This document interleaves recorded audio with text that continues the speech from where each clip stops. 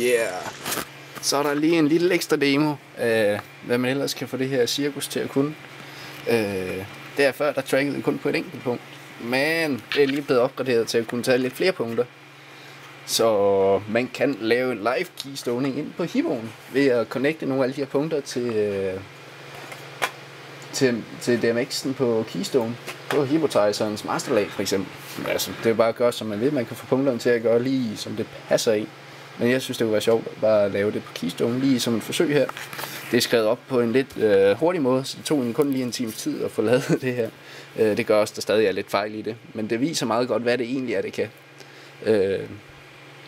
De her 4 punkter, de er så connected til de 4 punkter herinde i Hippoen. Så vi kan så se, når vi flytter op og ned og det der sker, når den går ud og connecter til hjørnerne, det er fordi, at den overskrider nogle parametre, jeg kommer til at sætte lidt for lavt. Men igen, det tog en time at lave, så det kan meget nemt laves nemt, men det kan sagtens laves langt mere smooth. Men det tog lige lidt ekstra tid, så det her det var bare lige sådan en demo af, hvad man kunne få det til at gøre egentlig. Men man kan ellers se, hvordan det... Lige nu kører jeg på en computer, som er rimelig presset på sin CPU, men tidligere så kørte det noget mere smooth. Den lyser lidt rødt over lige PC, jeg tror der er et eller andet, der er gået kug i den.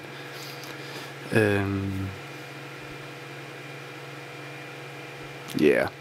Men altså det virker også med, at man kan, jeg igen se, man stretcher billedet her, og hvordan billedet bliver stretchet heroppe. Man kan også